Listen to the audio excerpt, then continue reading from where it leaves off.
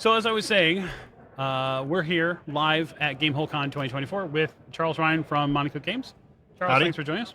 Happy to be here. Even joining us the second time on stream now. Right. So we had a chance to talk earlier today to both Sean Reynolds and your cohort. Wait, Sean who? Sean K. Reynolds, right? Sean Reynolds? Well, I know you know Shauna Germain. She was here earlier. At least I hope you know.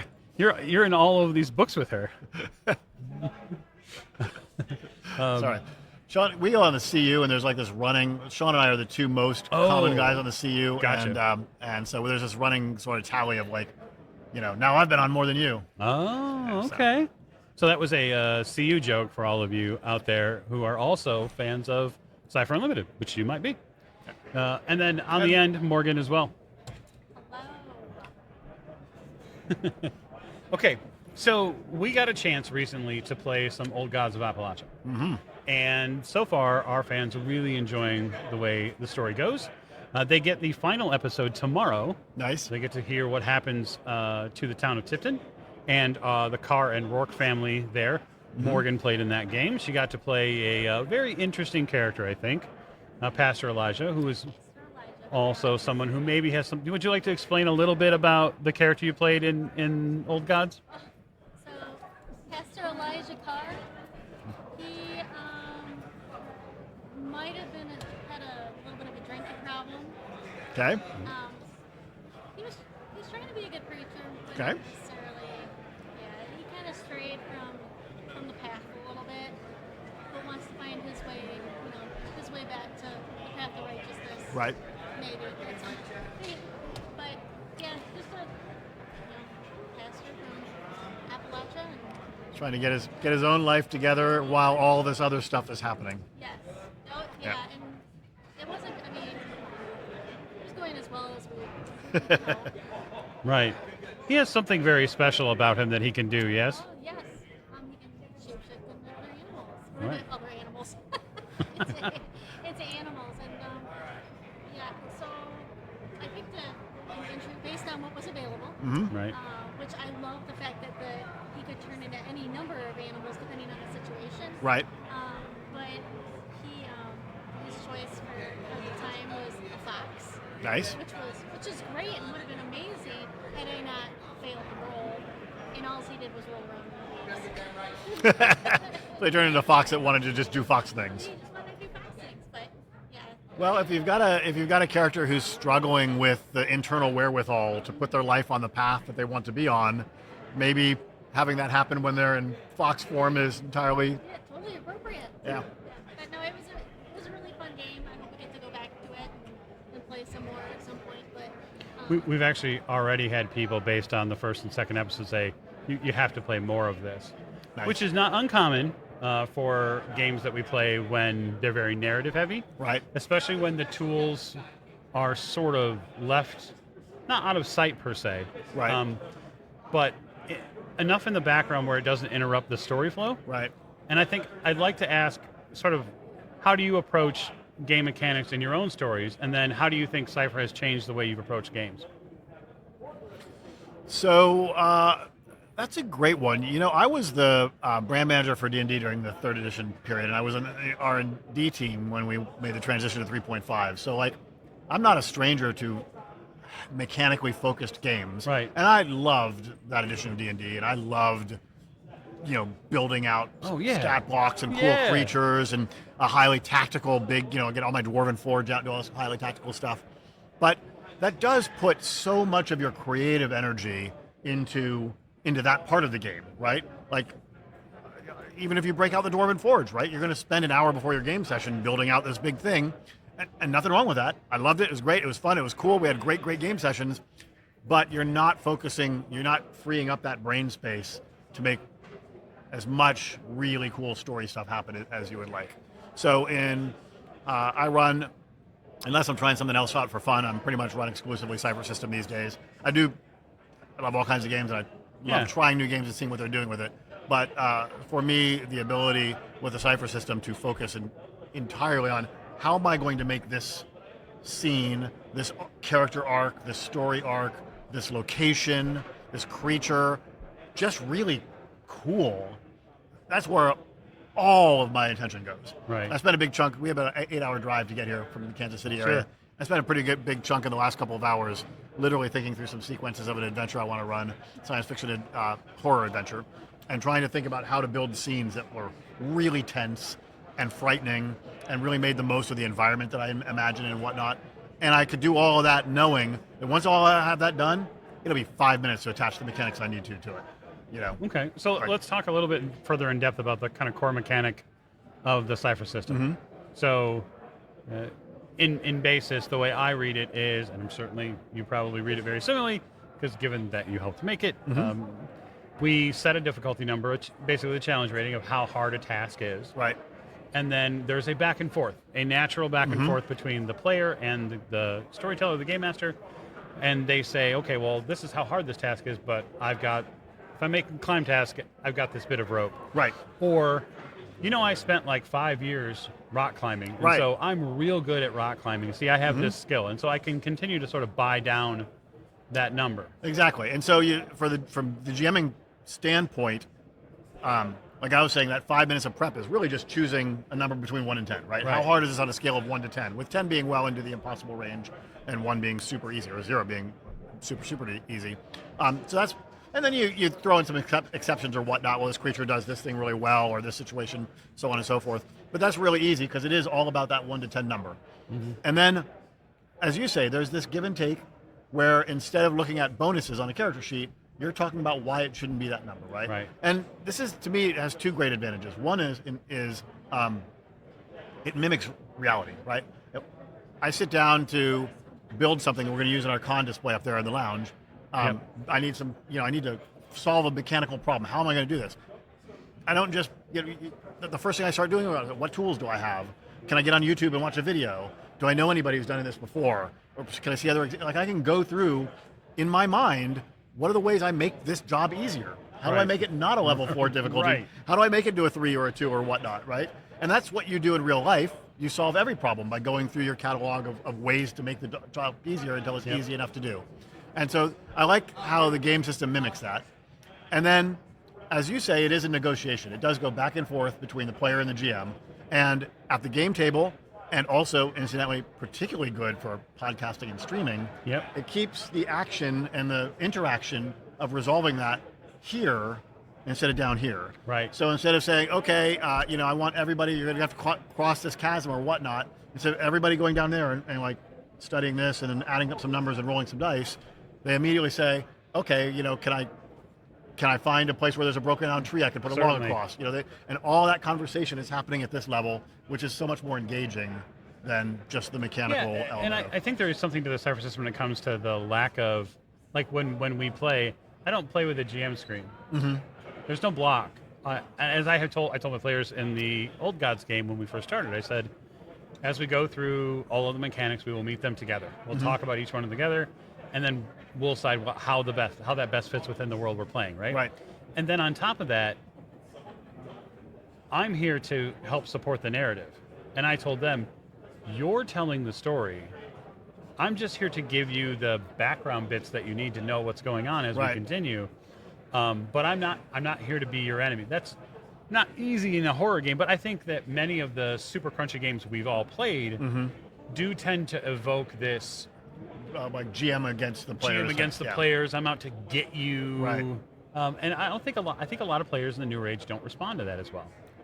Yeah. And they'll sort of turn away and say, no, I'm not really interested in a game like that. Here's the thing.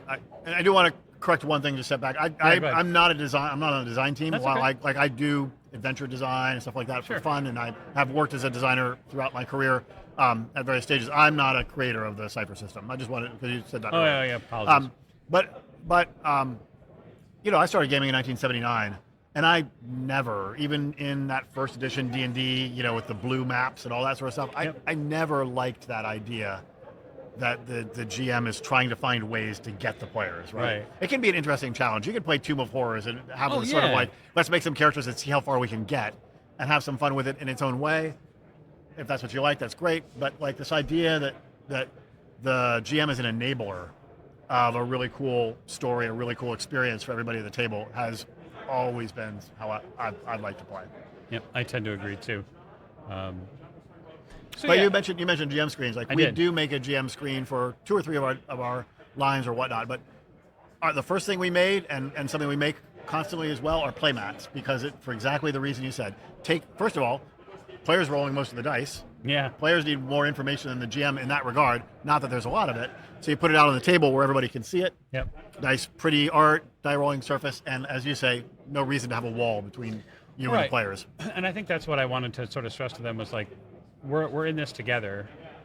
Yes, I'm going to present story elements that you're going to have to deal with, certainly. But I like the back and forth. I like that narrative build together.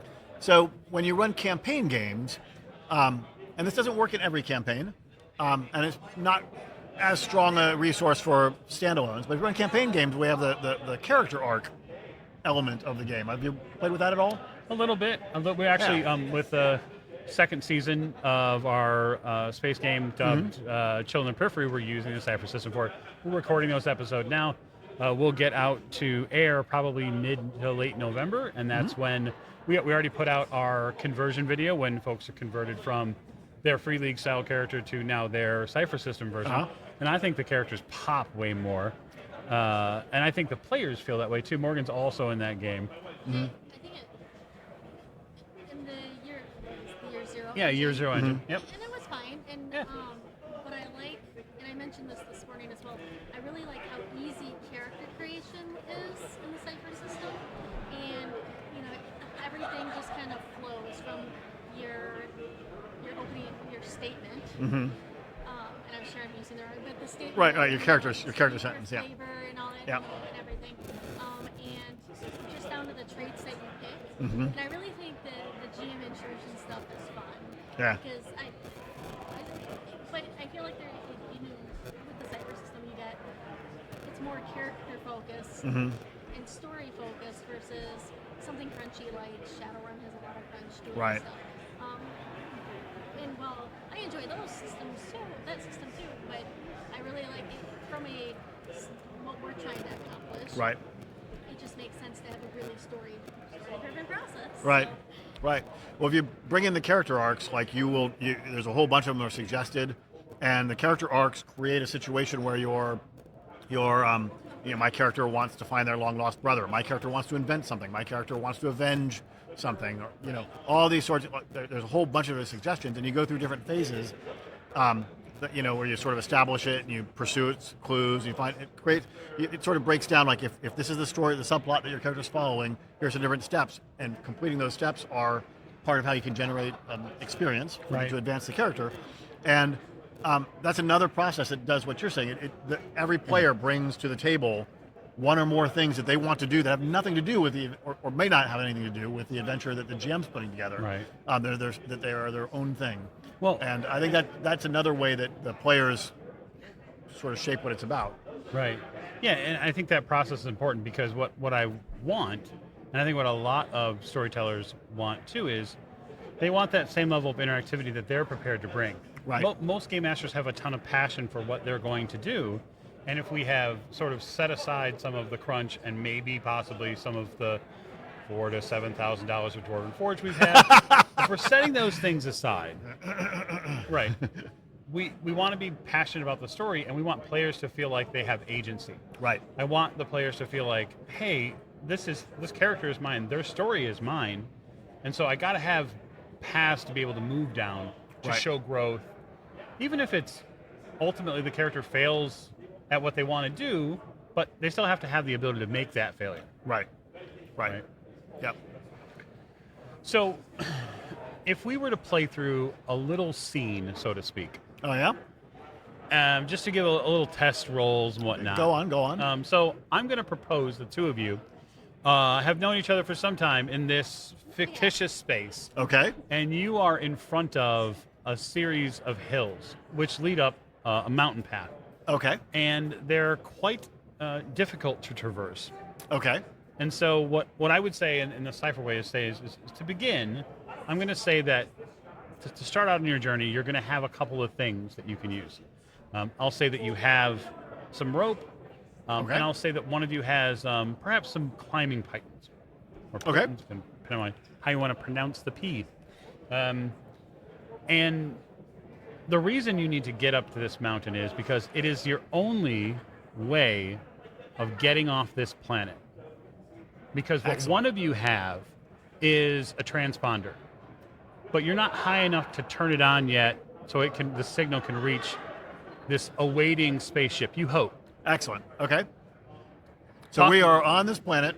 Yep. And the way we had intended to get off is no longer available to Correct. us. Perhaps we have all of our other gear was swept away in a flood or whatever. Yeah, some sort of kind of. But we did manage to salvage some rope, some pitons or something like that.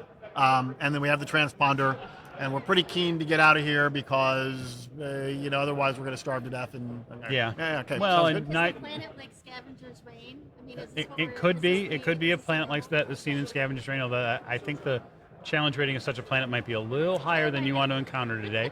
Okay. I'll just say this, neither one of you is Matt Damon, so no one is coming to save you. Okay. This is not the Not Martian. the Martian. Okay. Excellent. So yeah, that is the challenge set before you. So I'll You just set have- aside all my potatoes then. Yes, set aside all those potatoes. So how would you go about climbing?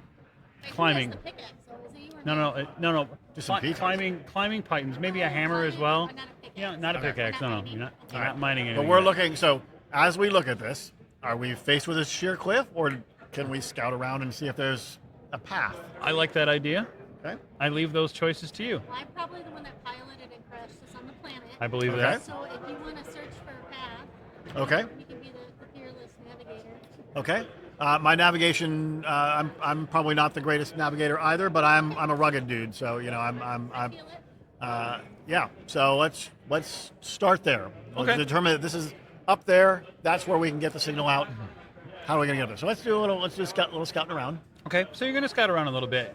You take we'll say the eastern portion of the face of this around a little bit, and you do encounter, not a path per se, but a little bit slightly easier of an incline. Okay. You think that the two of you could probably, hand and foot climb up to Okay. the next level if that's something that you'd like to do. That is exactly what we would like to do. I think. I'm hoping I want to get out of here. Wouldn't you? I understand. You climb up. You get a little dust and dirt between the two of you. It's no big deal. But you get to a point where you now see that there is a path that moves sort of counterclockwise from the way you came, but still yet back, continuing to ascend. Okay. And does this look like a path that was made by something, or just a route that's easy? That is Why would you ask that question? it's a keen question, one that's very important actually. What you do Security see is my interest in this. What you in do this see is situation. a couple of feet. Perhaps those are feet. They look like they have three very strong toes. They're Now, spread very am wide. I seeing the actual feet or footprints? Footprints. Okay, good. Okay. They're scattered about, but they Yay big, yay big. I'd say it's probably Yay 6 to big? 8 inches wide. Yay big, yeah. Why? Wide. Yeah, wide. Long? 16 inches. Yeah, 6 inches wide. All right. And these are claws. There are claws. Yes. So I'm going to presume that whatever left this is dangerous and likes to kill things for a living. Is there only two? There are Okay. Well, that's good. It means it stands high. It's probably. long. Yep. Okay. All right. Well, I'm going to suggest we don't follow this path. I would agree with that because I don't have any weapons except the little mountain pick thing that I don't know what we're going to call it. But So you hold on to that hammer. If I were to find something I could use as a stem, I don't know if this is, we got a lot of plant life here. Yeah, there's some plant life. I would say that there is like plant life somewhat similar to bamboo in some of these Okay. spaces behind the rocks. You could probably pull one up and Yeah, make a. I'd like to do that and make a spear. Well, in an ideal world, maybe I could even cannibalize a little bit of rope, make myself a club, Yeah. short club, and also a spear. Okay. Spear good for keeping things at a range, shorter club if on a narrow mountain path I just don't have that flexibility. You're a pretty rugged guy, so I'll say that I won't require a roll for that. I think Okay. that's pretty simple tool work. Okay. Because with no roll, then later on you can have jam intrusion and say that it broke. I think It's funny how that works, isn't it? yeah. See, I know this game, and I know No, your mind. I know you know this game. All right, so you continue up this mountain. Well, path. so here's what I'm thinking. You said it kind of looks like it spirals around. It does. So perhaps It does, that path comes around another 50, 80, 100 yards further up. So yeah, we're going straight up. Yep. That's what I'm thinking is we sort of skip the loop. Oh, okay. All right. So for skipping the loop, though, that's going to be a slightly more difficult climb. So I'm going to Makes say it's probably a difficulty 3 climb. Okay. I'm going to recommend I go first with the rope, or you go first with the rope. No, you're bugging. Okay. You can pull me up because That's what I was thinking. Do I have- I'm small but mighty, but not, So- athletic like you. So the rope, do I think I have enough rope? If I were up there, would I have enough rope to do the whole length, or? You might. Okay. You might. She may have to stretch a little bit. Okay. All right. So I will. I'll work my way up. Okay. So I'm going to do.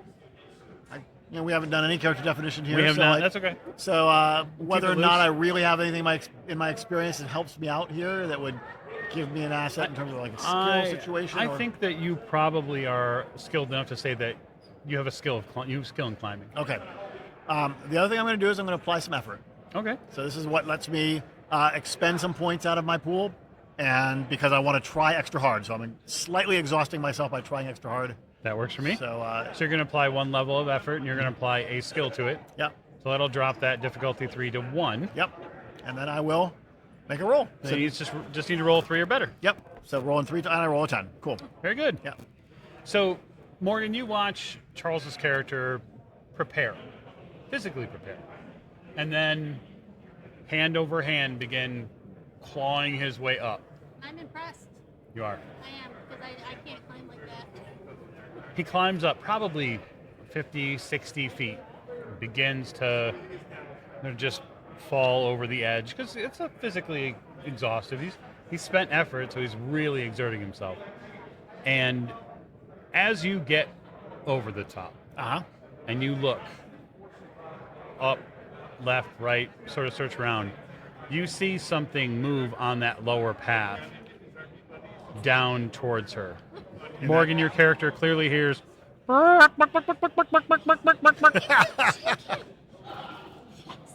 You need Chickens are just late stage dinosaurs, and we get that rope secured very quickly. Okay. probably a 10-foot tall chicken. You see a mass of feathers coming at you. It's still quite a ways off. They glisten, sort of in the available light here. Feathers They're are like very iridescent. their sort of. feathers are very mostly dark at the chest area, but as they pattern out, it's purples and greens, and you it's see pretty. a shimmer. Pretty. It's gonna be nice. Pet that dog. It does. The feathers certainly look pretty. Clearly, the hate in its eyes, as all chickens have, is evident. It seems to be making its way down the path towards you. Awesome. I yell. Your character's name's going to be Charles. Yep. Charles! Yes, that works. Send the rope. Throw the rope down. You So- secure the rope. I'll secure the rope, and perhaps that uses up all my available time. But like the other option is maybe grabbing a couple rocks that I could. I will say that you can certainly secure the rope, and then you have your hand on, Okay. probably like a small salad-sized plate rock, good for throwing. It's available to you now. The rope Alright. is now available to your character, Morgan. Great. So I will grab hold of that rope and start climbing it. Now, as you said, small but mighty, so we're going to say that it's unlikely you're skilled in climbing. No, but And it's the same difficulty 3 climb, but there's an asset now in place, the asset being the rope, which you could claim. so take it down to 2. It would. Okay. And so, all right. So I gotta get it to a 4 or 6 or better. 6 or 6 better. or better. Yeah, 3 times the difficulty level. I got a 20. Okay. So a 20 is the best roll you could possibly make. So what I want you to do, I'm going to take my hands off the narrative here, and I'm going to let you tell us how you critically succeed on this climb roll. Feel free to improvise as much about the scene as you like. Well, as the bird-like creature, the the chicken-like creature Right. is running up on me. I start to like pull and just think about that I should have done more crunches back at the academy. And I'm just, Also, more time in the flight simulator. well, yeah, Oh, certainly. Yeah, we'll talk about that later. That ship has sailed and or crashed. And I'm pulling and I feel like the beak snapping at me at my rear end. And I'm just like, I finally get that over. Nope, I don't want to be anything's dinner tonight. And I just quickly make my way up. I probably slip a couple times, so I'll have like a skinned knee or a skinned elbow. Right. But I finally make it to the top and pull myself up, and I'm glistening and sweat. And I look at Charles. I'm like, I don't know how you do this. Yeah, I mean, for your part, Charles, seeing that just the nature of this ferocious climb that she makes it's awe-inspiring. Sounds like it. Yeah, the absolutely. chicken. I was like ready to be like, go to the left there, go to the left. No, she's got it. Yeah, 100%. Although the chicken, this beast, cranes its neck up, seemingly undeterred, and it turns to head back up the trail. And follow the path around. Yeah, it knows this spot. It knows it pretty well. Okay. So I'll say you've made it now a third of the way up. So at this stage, I think maybe we run because we're ahead of it, and hopefully it's the only one. Yes, and on the path. Right, exactly. I can't do any more climbing. That's what I was thinking. Let's just run the path. Yes. You run. I'm gonna get the rope because it's like we have like 3 resources, and the rope's one of them, so I'm not giving that up. Yep, I'll run and I'll be scouting ahead Okay. to see if there's any trouble, any baby chickens. Oh, maybe. By baby, what do you mean? No. Like 4 foot tall, you Well, know. Like 1 foot tall. Like Oh, 1 1 foot foot tall. tall? Yeah, Okay. baby. baby, 1 foot tall. You scout ahead. You hustle ahead on the path, and you uncover a couple of things on your way up. One, this thing has a nest, but it's not here. You can tell it has a nest because at the there top. are little sticks and branches that have dropped, and they've created a small pile. You see little tufts of like black and greenish feathers here and there, and your flight suit beeps. Attached to this flight suit here is a broken communicator that crackles at you, and you can sort of hear through it. We're here. Can you hear me? You hear the crackling voice come back, and you make out, "We'll be there in 2 minutes." I'm gonna need a rest after this. Well, it's funny you mentioned that because the Cypher System does have rests built Yeah. in. It does. That's So right. Not 2 inches or Well, There's a 1 round rest. If you've depleted your pool somewhat, you can take a 1 round rest and. yeah, which we'll Do a little hopefully bit of get a chance to talk to. You are gathering this rope. You've gathered it up now, Okay. and you can hear the pounding feet of this impending chicken. Right. Well, as soon as I have that rope up, I'm turning and running Okay. in the correct direction, the uphill direction, Yep. Oh, going up. Yeah. Okay. Fair enough. following my compatriot. Sounds like a smart plan. You clear the far bend, Morgan, and it's at that point you can hear reasonably heavy footfalls on the path coming towards you. Not as loud as the chicken made. You can sort of see Charles' character coming into view.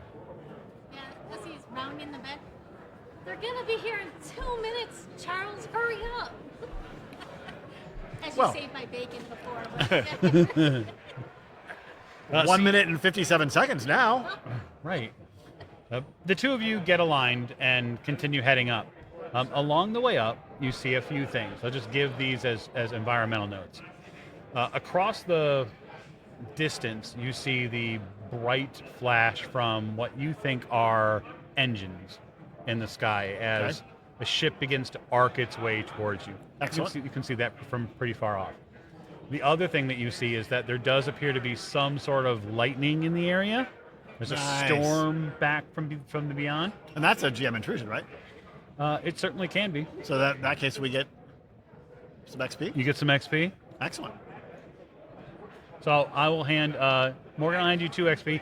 You can of course hand 1 to a fellow player if you'd like. Give one to Charles here. All right, excellent. So now we each have 1 XP. Yes. I'm gonna put my die here, make a marker. The ascent continues. As it does, you get to a portion of the trail which has a large, overgrown, for lack of a term, bush. It's got these wild and strange sticks that stick out of it.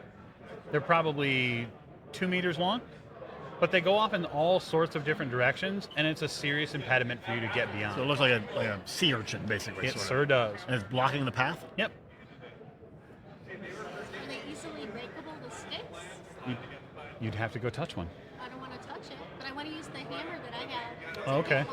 To Yep. hammer on one end. Okay, yeah. So if you hammer it, the stick goes deep into this bush, and then you watch the whole thing quiver. Yes. So I start like the gopher game at like Chuck E. Right, Cheese. right. Sure. Knock all the spines in. They're Yeah. all just there for me, so I start hitting it. Okay. You start hitting it. I'm turning around to watch the path to make sure that we don't have any giant chickens coming. You know it's so it's I out can there. see when the giant chicken Right. comes. So I would like you to make a defense roll for me, Morgan. Okay. And you're doing that because in the Cypher system, the players roll all the dice. That's right. I don't get to roll any dice, and that's okay because it's just as fun. Because you're spending all your energy making things cool. I'm stirring the pot. That's my job. All right. So I have to roll my defense. So, but what is my defense? So? That is a great. That's where So the So are you that's where any it starts. skilled at defense? Do you have any sort of training at all? You have any survival training or anything like that might have given it to you? This, of course, would all be defined on our character sheets, but we're making up characters as we Any go. academy martial arts maybe you've had? It's my martial arts. Well, I went through an academy and they had to have like martial arts, safety, safety Certainly. defense. I'm a black belt in something. I'm sure you are. Okay, so I will say that this is a challenge rating 3 defense roll you have to make. Okay, so that puts me in a 9. It does, unless you're going to do something about it. Can I use my edge? Well, you can use effort Yeah. if you'd my like. effort. Seems like an effort well spent. Yeah. So we'll say that you spend some out of your you spend your effort, right? So that's Bring it that's a down 2 now. So 6 or better. 6. Okay, let's go with that. I like it. Live it on the edge. I'll just make it like a 4. Well, I got an 8. I mean, you're doing fine so far. Yep. So this thing pushes those spines back out, and they come at you in all different directions, and you have to sort of flip back really quick, do a gymnastics roll to get out of the way of them, but you do so, and that's when this urchin sort of moves, Oh, and it's alive? it shudders a little bit, and then it almost seems to fall like off the path, and you watch it roll down the side of the hill. That's nice. Underneath of it, there are tiny little bones and feathers. Oh, it was eating the babies. What? Oh, that's sad. Oh, we better hurry up. I didn't say it was a happy story. We could tell those, Yeah. but not now. No. Yeah. Okay. So that chicken wasted his time thinking we were the threat. See, Well- the urchin came in and all right. And maybe because you were moving and the urchin wasn't. Mm-hmm. All sorts of things could have happened. Vision is based on motion. Okay, so it's at this point Charles, you begin to hear this vicious chicken getting closer. We better hurry. Go, go, go. Okay, I'm running. You ascend to the top of the mountain. In doing so, you encounter a nest, a very large one. In that nest, there are several eggs. In some of those eggs, an empty vacuum is found. Nothing, a void. Right. But there are live babies here. Okay. But they're like this big. They're no bigger than, say, a volleyball. So, yeah. And they're, frankly, adorable. Nice. Of course they are. Of course I want to pet them, but I won't. Okay. The ship ahead arcs into position, and you see the environment here begin to get sort of pounded by the But the downwash. all the downwash that comes out of this thing. and you see a door open underneath, and then a ladder get thrown out. Go. All right. So I got to do a climb roll for this? Absolutely. Well, It's a ladder. It's easy. You know, it's just swaying It's in just the swaying rotor in the wind. wash, and giant chicken snapping at your heels.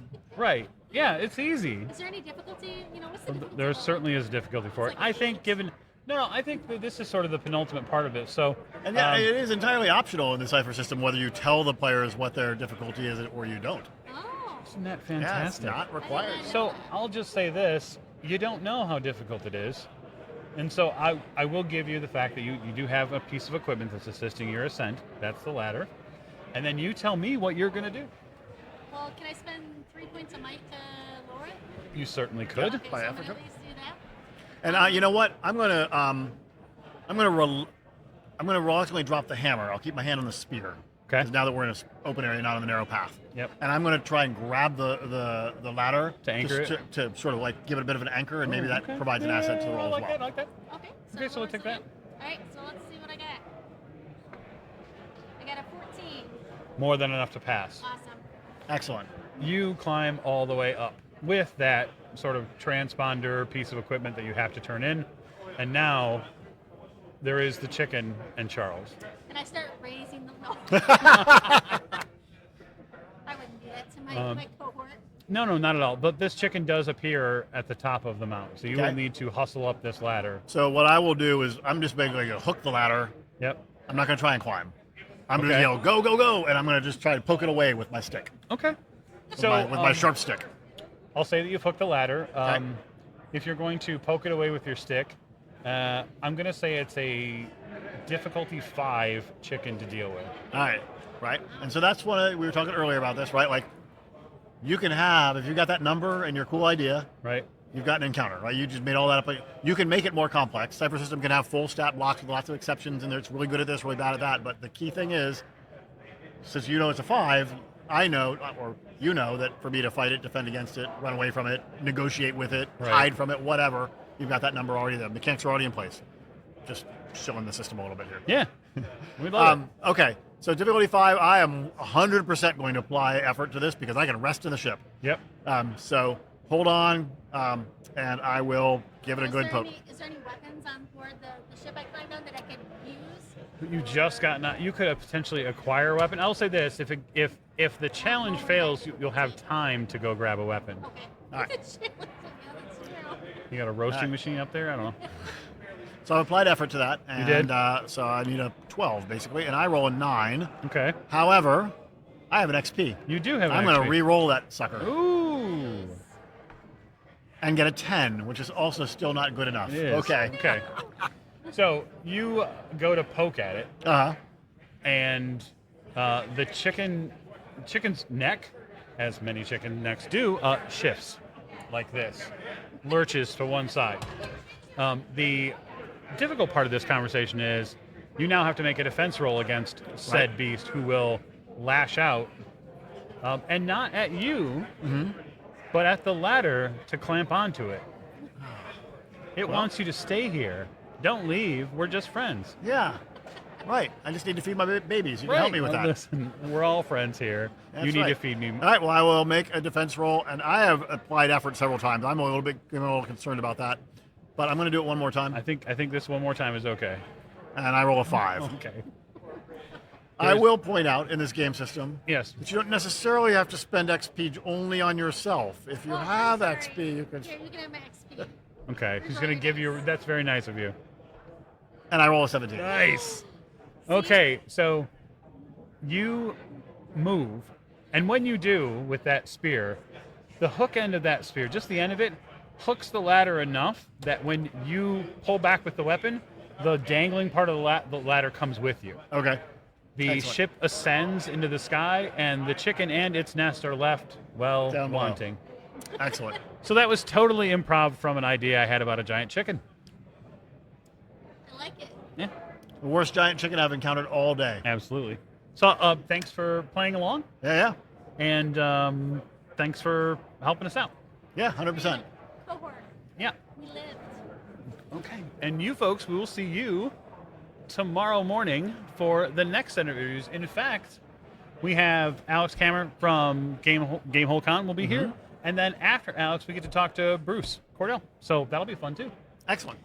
So well, thanks for having me. Absolutely. Thanks again for coming. Yep. Good gaming with you. And we'll talk to you all very soon.